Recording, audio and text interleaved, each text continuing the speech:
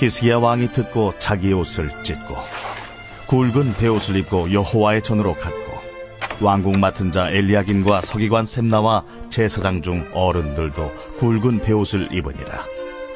왕이 그들을 아모스의 아들 선지자 이사야에게로 보내매 그들이 이사야에게 이르되, 히스기야의 말씀에 오늘은 환난과 책벌과 능욕의 날이라. 아이를 낳으려 하나 해산할 힘이 없음 같도다. 당신의 하나님 여호와께서 랍사게의 말을 들으셨을 것이라. 그가 그의 상전 아수르 왕의 보냄을 받고 살아계시는 하나님을 회방하였은즉 당신의 하나님 여호와께서 혹시 그 말로 말미암아 견책하실까 하노라. 그런즉 바라건대 당신은 이 남아있는 자를 위하여 기도하라 하시더이다. 그리하여 히스기야 왕의 신하들이 이사야에게 나아가매 이사야가 그들에게 이르되, 너희는 너희 주에게 이렇게 말하라. 여호와께서 이같이 말씀하시되 너희가 들은 바 아수르 왕의 종들이 나를 능욕한 말로 말미암아 두려워하지 말라. 보라, 내가 영을 그의 속에 두리니 그가 소문을 듣고 그의 고국으로 돌아갈 것이며 또 내가 그를 그의 고국에서 칼에 죽게 하리라 하셨느니라. 아수르 왕이 라기스를 떠났다 함을 듣고 랍사게가 돌아가다가 그 왕을 만나니 림나를 치고 있더라. 그때에 아수르 왕이 구스왕 디르하가의 일에 관하여 들은즉 사람들이 이르기를 그가 나와서 왕과 싸우려 한다 하는지라. 이 말을 듣고 사자들을 히스기야에게 보내며 이르되, 너희는 유다의 히스기야 왕에게 이같이 말하여 이르기를, 너는 내가 신뢰하는 하나님이 예루살렘이 아수르 왕의 손에 넘어가지 아니하리라 하는 말에 속지 말라. 아수르 왕들이 모든 나라에 어떤 일을 행하였으며 그것을 어떻게 멸절시켰는지 내가 들었으리니 내가 구원을 받겠느냐? 나의 조상들이 멸하신 열방 고산과 하란과 레셉과 및 들라살에 있는 에덴 자손을 그 나라들의 신들이 건졌더냐? 하맛 왕과 아르밧 왕과 스발와임 성의 왕과 헤나 왕과 이와 왕이 어디 있느냐 하라. 히스기야가 그 사자들의 손에서 글을 받아보고 여호와의 전에 올라가서 그 글을 여호와 앞에 펴놓고 여호와께 기도하여 이르되, 그룹 사이에 계신 이스라엘 하나님 만군의 여호와여, 주는 천하 만국의 유일하신 하나님이시라. 주께서 천지를 만드셨나이다. 여호와여, 귀를 기울여 들으시옵소서. 여호와여, 눈을 뜨고 보시옵소서. 사네립이 사람을 보내어 살아계시는 하나님을 회방한 모든 말을 들으시옵소서.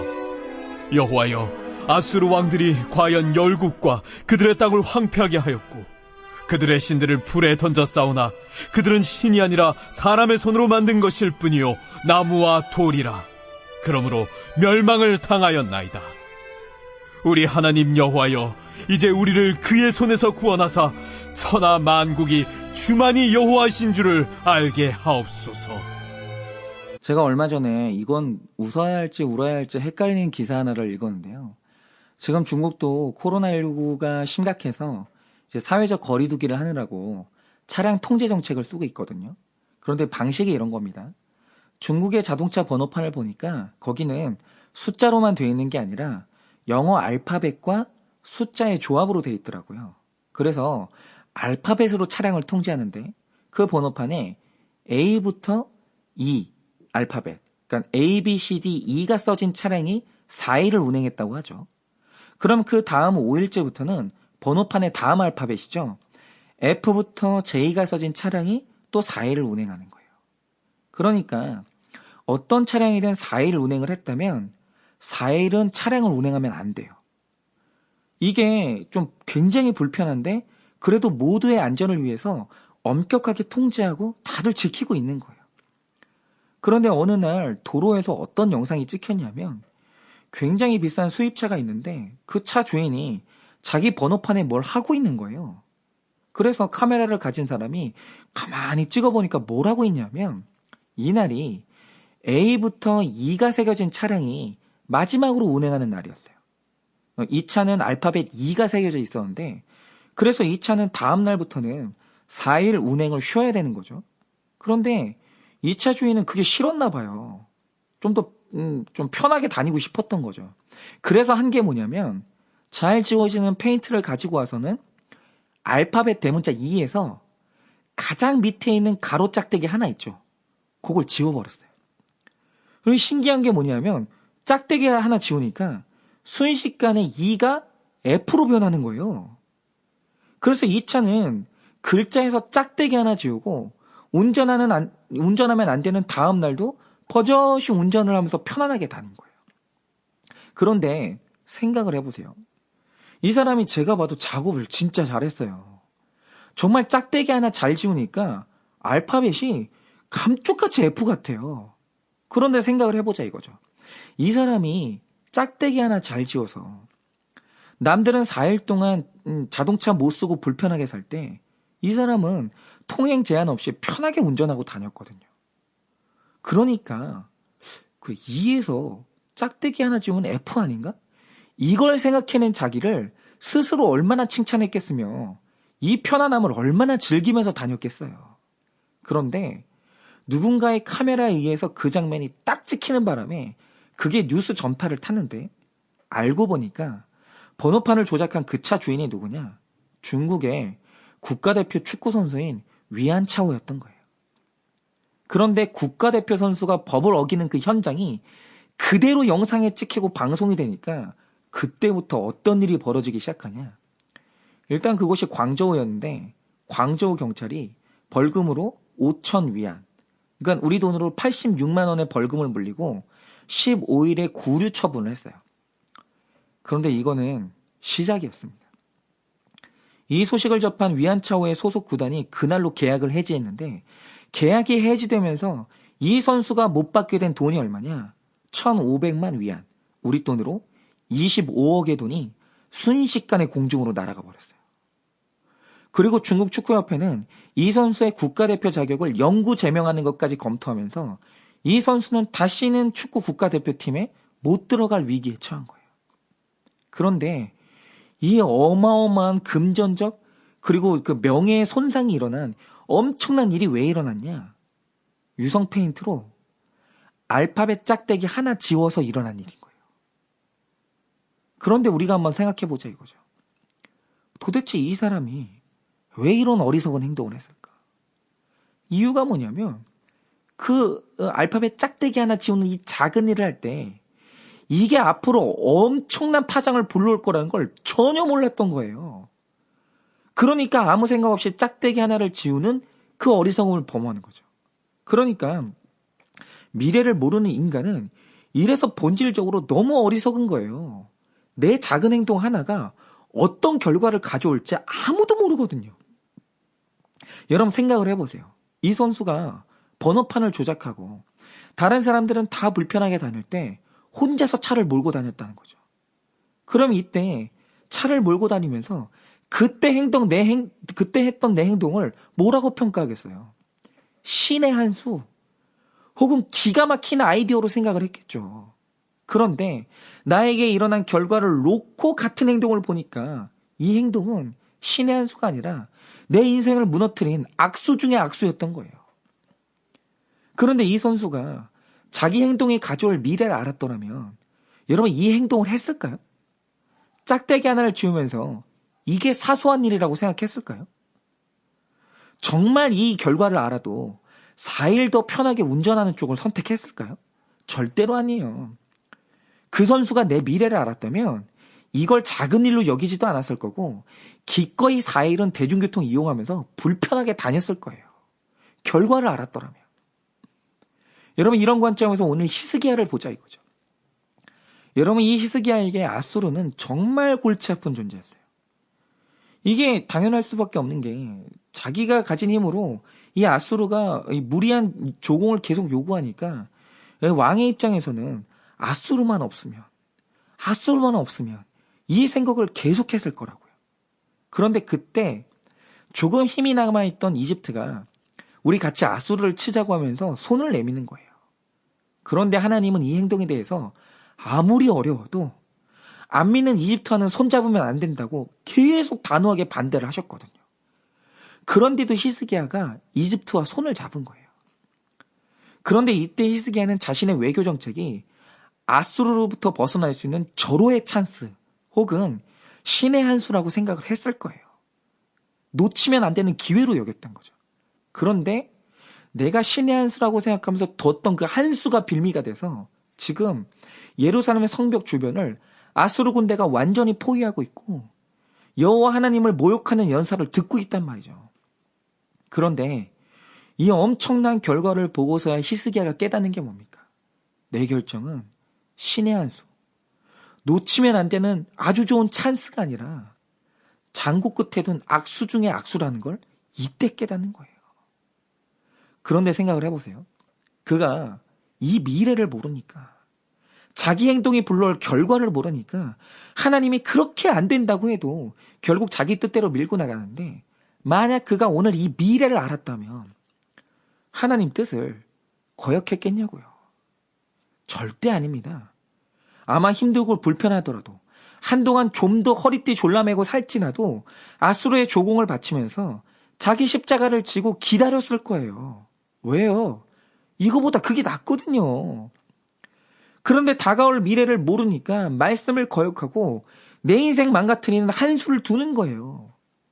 그런데 이 모든 재난 속에서 이 모든 것의 의미가 뭔지, 그리고 이 행동이 어떤 결과를 가져올지 정확히 해석하고 있는 딱 한 사람이 있어요. 그게 누구냐면 오늘 말씀의 이사야인 거예요. 여러분, 히스기야가 애국과 군사조약을 맺을 당시에 왕을 비롯해서 모든 신하가 이 한 수가 악수가 될 거라고 아무도 몰랐어요. 그래서 이 조약이 우리 고생을 끝내는 좋은 결정이라고 다 찬성을 했습니다. 다. 그런데 이때 엄청난 비난을 받으면서도 유일하게 반대했던 한 사람이 누구냐? 이사야예요. 근데 여러분, 이게 가능합니까? 다 반대하는데 다 찬성하는데 이사야는 반대하는 거예요. 이걸 적용하자면 어떤 믿는 자매가 한 남자와 불신 결혼을 하겠다고 하는데, 이게 이 남자가 인류대학의 안정적인 전문직이라고 하니까 주변 사람들이 이 만남을 다 축복하고 복받았다고 하고 칭찬하는 거예요. 다. 그런데 이 집안에 딱 한 사람이 아무리 그래도, 아니 설령 그 사람이 대통령이라도 불신 결혼은 안 된다고 반대하는 거예요. 혼자. 또 우리 집의 자녀가 주일 성수 못하는 직장에 들어가게 됐는데 입이 벌어질 만큼 연봉을 준다고 하니까 또 그냥 주변에서 복 받았다고, 이 취업난에 하여튼 뭐 하나님이 지켜주셨다고 그러면서 다 축하하는데, 그 집안에 딱 한 사람이 뭐 100억을 줘도 주일 성수 못하는 직장은 절대 안 낸다고 하면서 딱 반대를 하는 거예요. 그런데 여러분, 이게 쉽겠습니까? 아니, 모든 사람이 찬성하고 모든 사람이 괜찮다고 하면 사람은 흔들리게 마련이잖아요. 그런데 이사야는 흔들림 없이 반대하는 거예요. 그러면 이렇게 그가 확신할 수 있었던 이유가 뭐냐라는 거죠. 이유가 뭐냐면 이 만남의 결과가 어떠할지 말씀해 주셨던 하나님 음성이 들렸기 때문이에요. 그런데 중요한 건 이겁니다. 이 결과를 미리 알려주시는 이 하나님의 음성이, 이 하나님 음성을 오늘 하나님이 이사야에게만 말씀하셨냐라는 거예요. 아니에요. 여러분, 오늘 이 말씀은요, 오늘 옷을 찢으면서 통곡하고 있는 히스기야와 모든 고관들에게 똑같이 말씀해 주셨어요. 너 애굽하고 손잡으면 망한다. 너 불신 결혼하면 망한다. 똑같이 말씀해 주셨어요. 그런데 이 똑같은 말씀을 듣고 100% 믿은 사람은 이사야 한 사람인 거예요. 그런데 오늘 말씀을 가만히 보시면 이번엔 또 정반대인 거예요. 히스기야가 아수르 군대를 보면서 옷을 찢고 근심에 쌓여서 이사야에게 기도 부탁을 합니다. 근데 이 말 뜻이 뭐냐면, 지금 히스기야는 내 눈앞에 있는 아수르를 저주요, 내 인생의 위기라고 판단하는 거예요.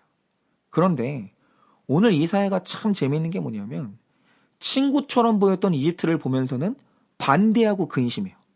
그런데 적처럼 보이는 아수르를 보면서는 걱정하지 말라고 안심을 시키는 거예요. 왜입니까?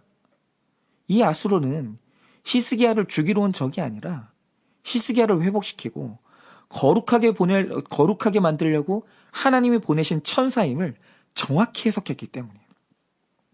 그런데 그가 어떻게 아수르 군대를 이렇게 정확히 해석할 수 있습니까? 이유는 또 딱 하나예요.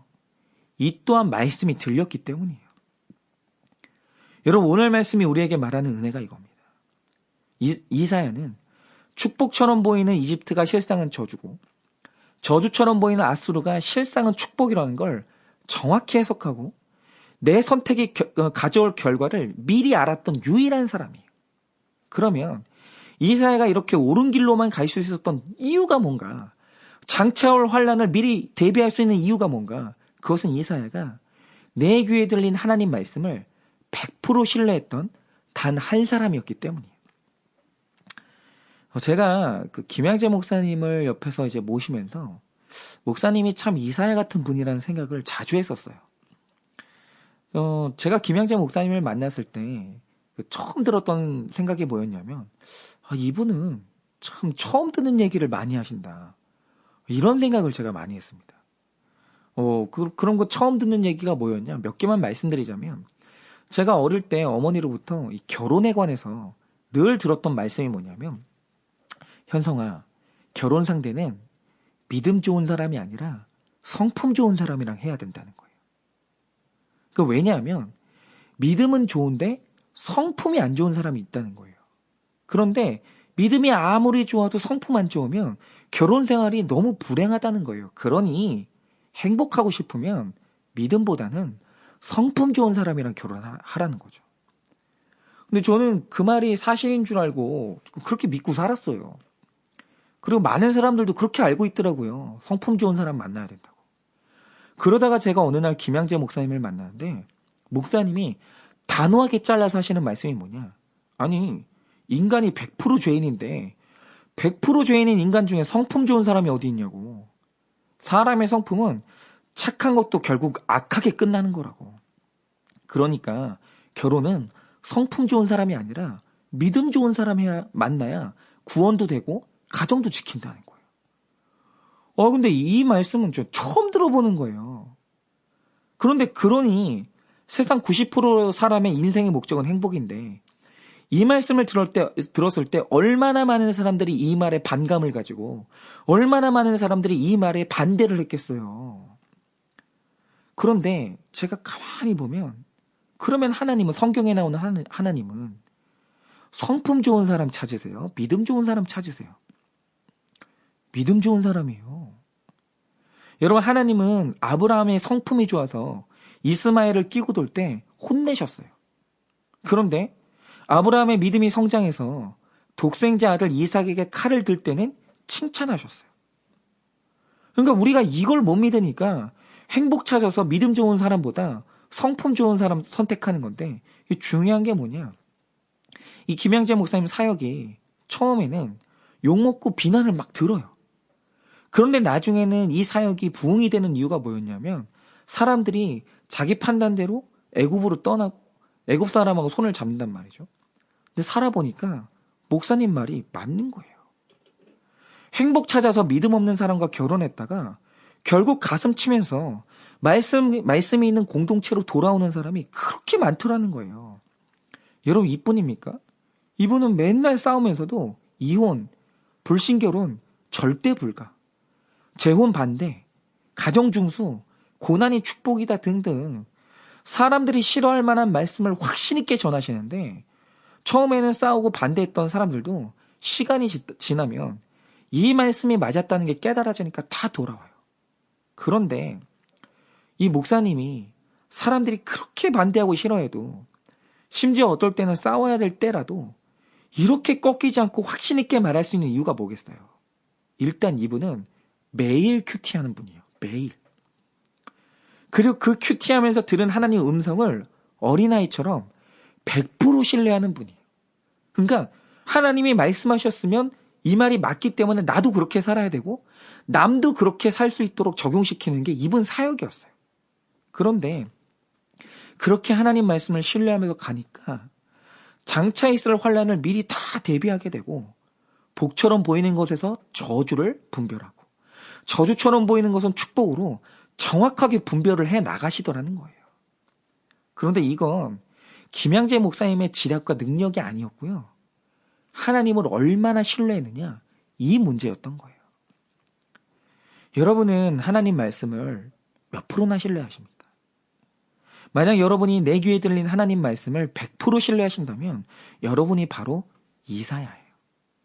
그러나 여러분이 들린 말씀을 믿지 못하고 내가 보기에 좋은 대로 내 뜻대로 애굽과 손잡고 애굽을 의지하고 나아가면 그 대가를 치러야 되는 거예요. 여러분, 바라기는 오늘 우리 모두가 내 귀에 들린 말씀을 100% 신뢰하기를 원합니다. 그래서 오늘도 말씀을 따라서 내가 만나는 사람들을 정확히 해석하고 옳은 구원의 길로만 가셔서 정말 예수님이 우리에게 미리 말씀해 주신 이 저주를 다 피하고 마침내 하나님께서 허락하여 주시는 은혜를 다 받아 누리기를 예수님의 이름으로 축원을 드립니다.